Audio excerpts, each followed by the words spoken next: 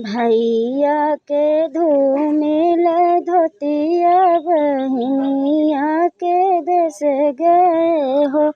बहनी नीली चनन के बड़िया बोलाए नाही बोलाई, खोलाए नाही खोलाई हो। काउलाई आया भैया सासू बिना काऊ ननद बिना हो। भैया काउली आया तू बहन मत काऊ हमें बिना हो। सासू बिना लाए बहनी लहंगा, ननद बिना चुनरी न हो। बहनी तिल गुड़हर लाए हा भैया, तुहाई रंग चू